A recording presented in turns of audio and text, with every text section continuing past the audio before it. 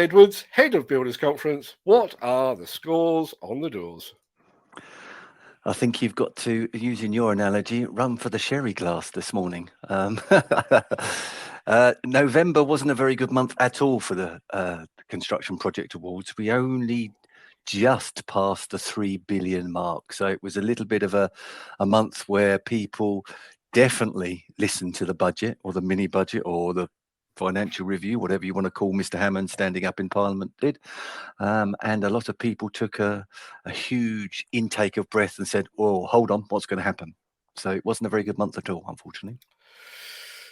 Not what I wanted to hear, but I can't say I'm entirely surprised. And ultimately, I think it's worth remembering that November is usually the start of the end of year decline anyway. So I think the combination of, as you say, the mini budget or the financial statement plus the wind down to the end of the year, that was always going to have an effect anyway, wasn't it?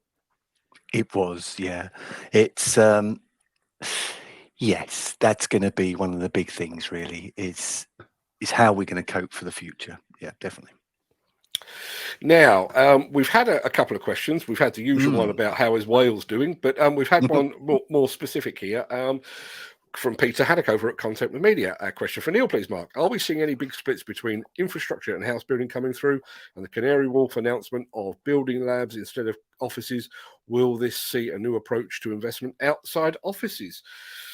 It's a multi-layered question, and I'll leave you to mull that one over.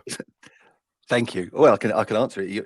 You'll actually see that Canary Wharf contractors are top of the tree this month on the table, and that's because of that specific project in where is it? It's actually Project Ultra redevelopment of North Quay site. The proposal for the North Quay will deliver up to 355,000 square meters of floor space, with a range of usage which could include offices and life science. Residential, retail, community, leisure, hotel, co-living and student accommodation. So yeah, Canary Wharf have picked that one up. So that's a huge project. You know, that's £1 billion project. So that is great news for London. But the rest of the infrastructure projects, I think Mr. Hammond has more likely asked a lot of the relevant departments within the government to revise, relook and rethink what they actually want, and put more likely ask them to come up with a key priority list. And even that key priority list of new infrastructure projects may not mean they actually get the ultimate green light. It's a little bit worrying. I think the next 18 months or year especially will prove in the public domain, public sector spending a little bit more challenging. So if businesses are very much aligned to those, they may wish to look further afield in the short term, not the long term. The long term is always good because we're always looking to try and improve our infrastructure throughout the UK. But in the short term, there might be a hiatus of actually starting new projects. That Canary Wharf project is a bit of a double-edged sword in some ways, isn't it? £1 billion, fantastic, but when the entire industry only just scraped past 3 billion, without that, we really would be looking at probably the worst result in, I'm going to take a stab at 5 or 6 years, possibly even more than that. I would suggest even further than that, maybe 10 years, Mark. Yeah. To be honest with you, it has been a quite significant month, and it's not helped by the inflation that we have within the UK economy. I know it's gone down slightly in the last thing today. I think it's just under 11%, but it's still way above what we're used to. And there is some chatter around today that obviously the Bank of England will increase interest rates from 3 to 3.5%. And I know that doesn't sound a great deal, but that's going to add another added pressure on people's wages that they receive and their pockets. So yes, yes, it's definitely, well, I think we said last month, are the storm clouds gathering? They might be a little bit further forward. Let's hope not. Let's hope a strong wind comes from somewhere. But at this present moment in time, I haven't seen that in the forecast. Yeah, we will get on to the facts and figures in just a second. But I think it was Construction Inquirer this morning, reporting that average operative wages in London now are around about £1,000 a week. That's a sign of the inflation, surely. It is, and that's only going to put added pressure on construction businesses and subcontractors and the whole supply chain to actually commit to the orders that they've actually already signed, sealed. So yeah, there's going to be a squeeze going forward. So yeah, it's going to be, as I say, a time when people are going to be looking at everything, and cost is going to be one of the major things. I'm just going to throw this up from Jim Turner. Jim Turner says, I'd say the house building sector has been pretty stagnant for a number of years. By now, we should be building timber frame sectional homes with brick outer skin solar roofs in individual soakaways where possible, always using the roof space as living space. It seems all things that are constantly moaned about are ignored, even though they could be addressed easily and cheaply. Stagnant, it seems such a crazy thing to say, given the fact that the house building sector has largely propped up the wider industry for what, 4 or 5 years now? It has, yeah. I think what has happened is it hasn't it's supported the construction industry, but it hasn't exceeded what it should do. If you look at it really in a micromanagement type of way, to reach the targets of this 300,000, 350,000 new units a year, we're nowhere near that, and probably innovation hasn't come forward because we're so as people in the UK, we're so in tune with our brick built houses, and innovation of timber framed, etc., has not been embraced by as many. It still has this somewhat concerning thought process. I think that will change, and I think that is changing, but there are still a lot of people that will ask that question: is it timber framed? And that is that is probably where we're at.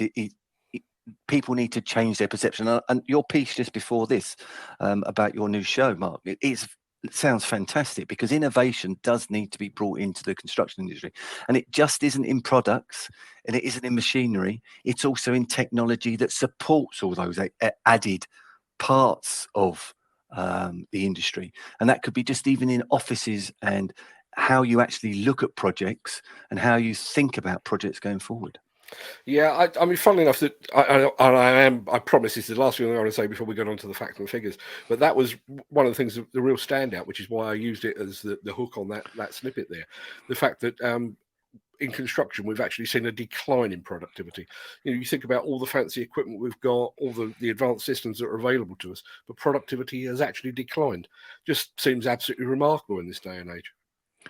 Yeah, and exactly right. And your guest speaker on that had it nailed on. Exactly it. We do like new toys, and that's what we do like, but we need to be more embracing. And I'm just looking at the chat that or the comments that Jim's coming through.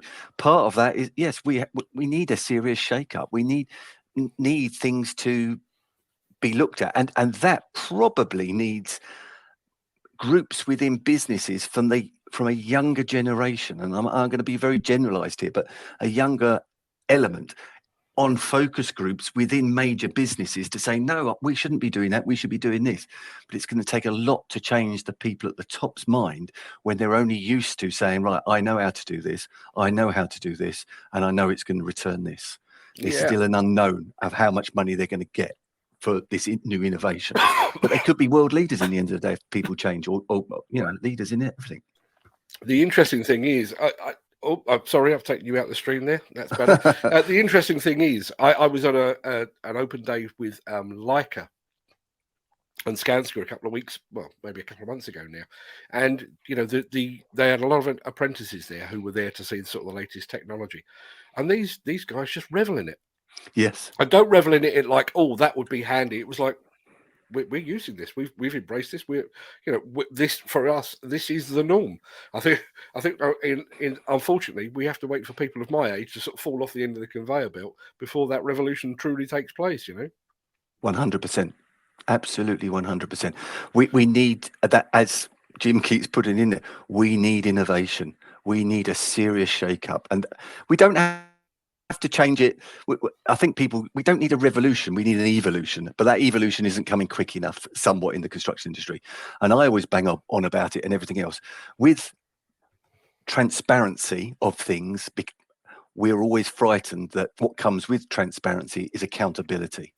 And that's, because the traditional methods of building well, we've known it's like this, etc., etc., etc.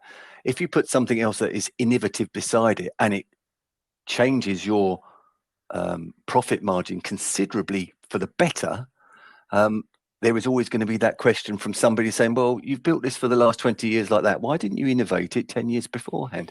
And that's the problem. That's the thing. You've got to have people who are brave to do this. Right. Well, speaking of brave, I'm going to put my brave pants on now and ask you about the top five. We already know that Canary Wharf is at the tippity top. What was that, exactly 1 billion, that one? It was stated as 1 billion. And that will obviously keep London very, very busy over the next few years, I should think, and I should think there'll be plenty of knock-ons from that, and there will be infrastructure around that project just to service the site itself. So yeah, that's a great project. Number 2 this month is ISG. Now, ISG, they've picked up the new build Hollywood studio to be named Sunset Studios, which is in Broxbourne, obviously in around that. ISG will deliver a fast-track 2-year construction program consisting of the concurrent building of 4 main hubs. So it's a huge, great studio for films, television programs, and everything else. And I believe that's part of what the British government looked at some years ago, that to have tax breaks within the UK for the film industry. So that's one of the projects that has ultimately come out from the government's initiative. I can't remember how long ago it was, but it was an initiative to give production companies tax breaks for doing films in the UK. So yeah, number 2 on the list is ISG, and that project's worth 500 million. Number 3 on the list is Hill Group. Now they're looking at producing. This is for the Peabody Group ultimately, and it's the Hill Group entered into a JV with the Peabody for the regeneration around Dagenham, and this project's worth 200 million. It's initially said we've got down here of 935 dwellings, and it's in different plots as well. But the actual build will be done by the Hill Group, but it is funded as well. I think, from what I can read or been told, is the fact that the Hill Group have also part funded this project as well with Peabody. So yeah, £200 million project in Dagenham. Number 3 on the list is Balfour Beatty, and the largest.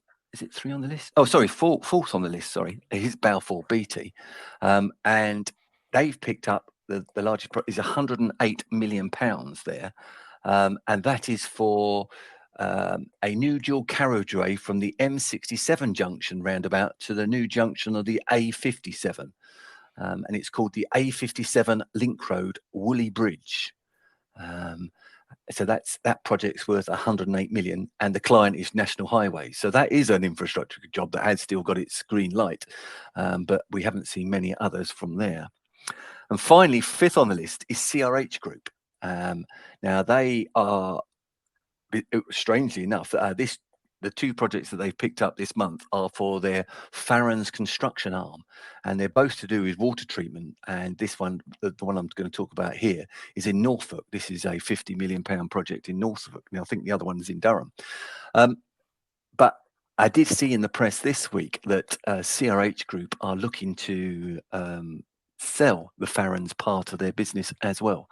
So but they're 5th on the list this month. You mentioned sale. I was going to come on to this later, but as you've kind of led me into a nice segue there. We've just seen the sale of Jewson, and we've just seen the sale of Mick George Group as well. Yes. And before I get onto that, Mick Norton has just said house builders here in the M62 corridor laying off workers. Is this a national trend? Businesses being sold, workers being laid off. Is it time for another Sherry yet? Well, it was, yeah, and one of the other things that we saw in the press this week was Berkeley Homes, which is obviously one of the tier 1 house builders or spec housing contractors within the UK. They are looking to slow down the number of units that they're actually producing. So Now that could be double-edged, because it's great, because then if they slow down, there's not enough units on the marketplace, then actually the price goes up, because obviously supply and demand. But ultimately, no, that's not good news. So yes, I think we all should be looking at maybe buying yes, that second bottle of Harvey's Bristol Cream maybe this time, rather than the sherry. Go a little bit off track, you know. But yeah, it's a little bit worrying, and we kind of saw this really in the last 3 or 4 months. We all knew that we've somehow got to pay for what was gone on in 2020 and 2021 with the furlough schemes and all of those sort of things. We all knew that that was coming on the horizon, but I don't think we all hoped that it wouldn't actually occur so quickly. And I think the catalyst for the problem has ignited the problem even further is obviously the Ukraine issue, the Ukraine and Russian issue. So it's just put everybody on edge across the world. It just isn't the UK, it's across the world. Yeah, we've had another question in from our friend Mick Norton. Neil, the government recently withdrew the long-standing Help to Buy product, which assisted first-time buyers getting a foot on the property ladder. What do you think of the Chancellor's controversial decision?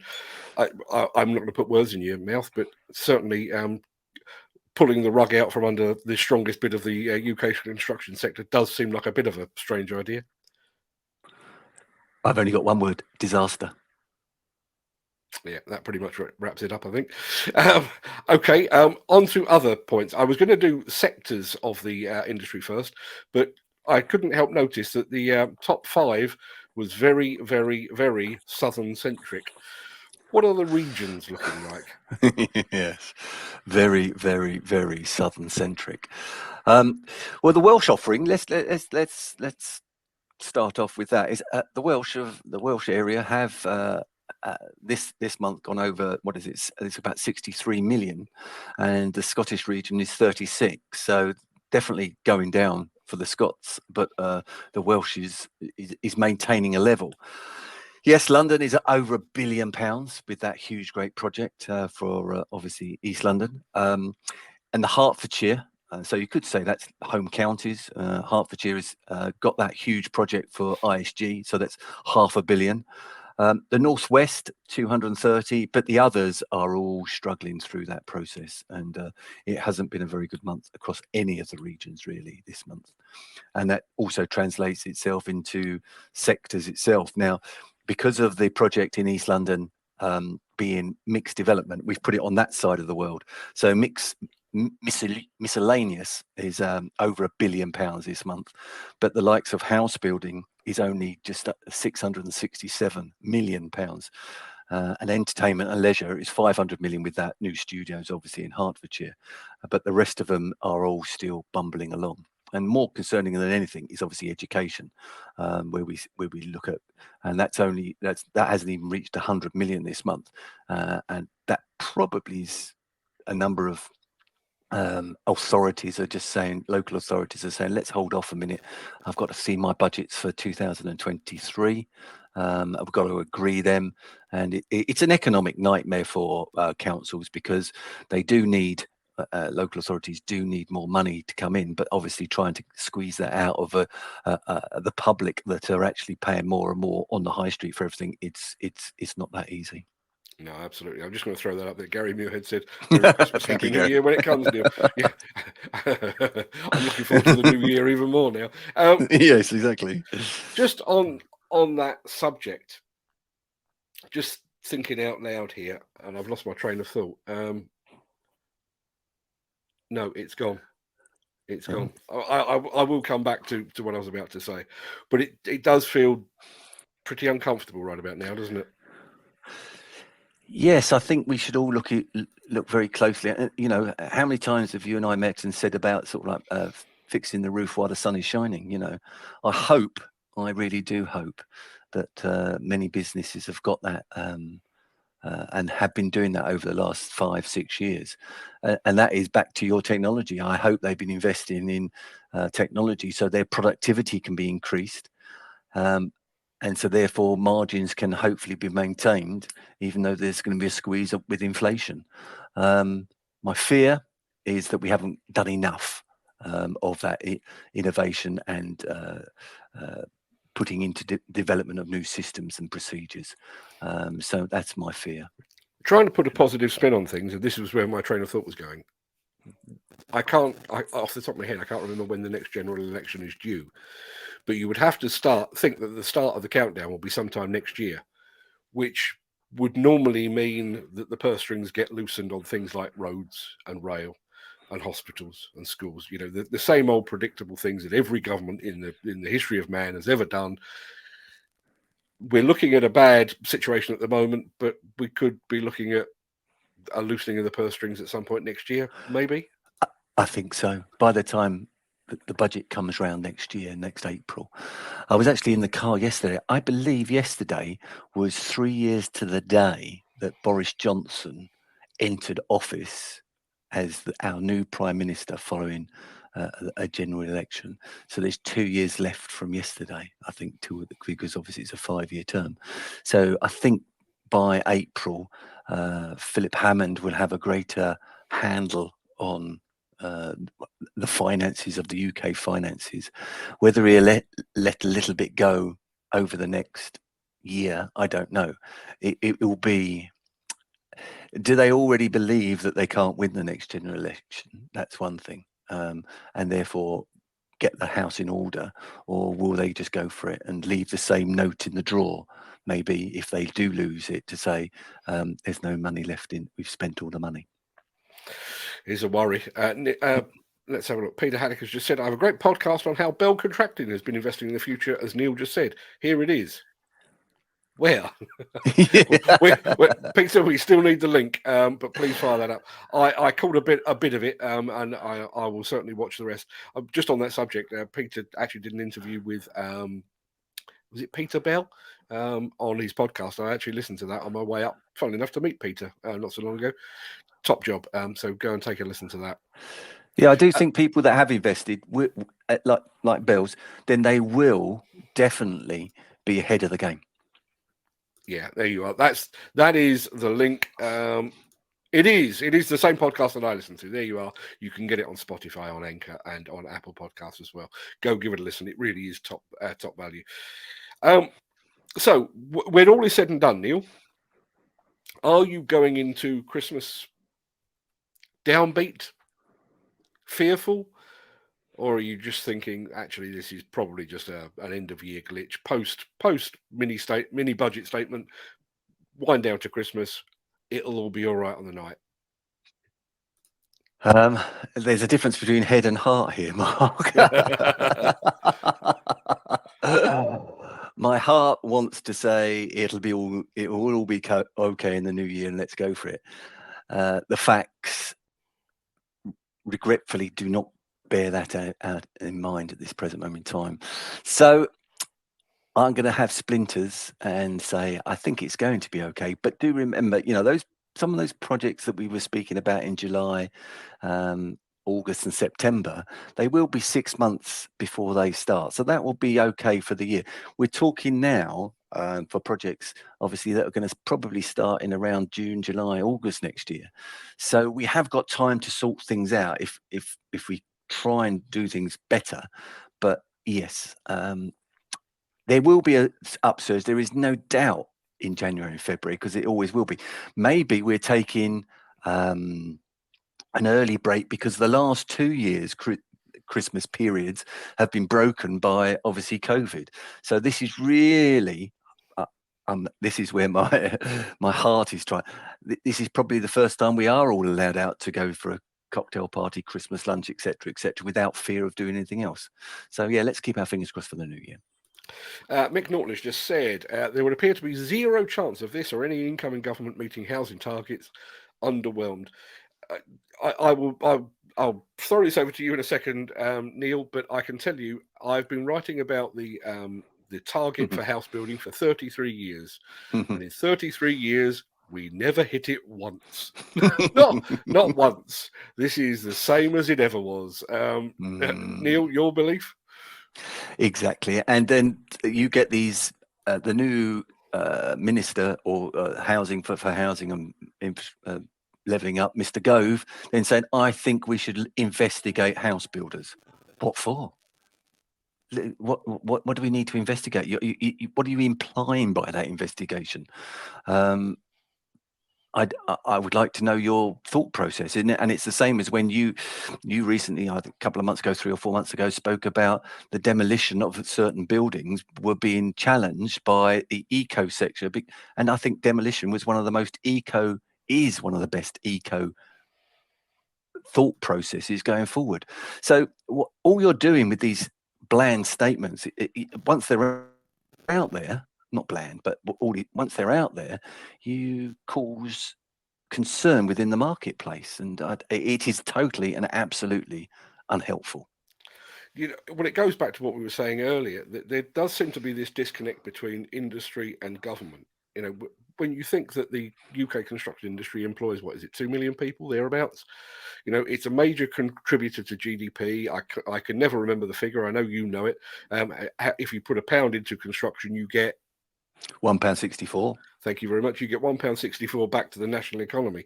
And yet, and furthermore, it was construction that led the UK through the pandemic. No lockdown, key worker status, carried on regardless, led us out of post-pandemic recession, and yet subsequent governments have done their level best to pull the rug out or chop us off at the knees at every available opportunity. It seems crazy to me.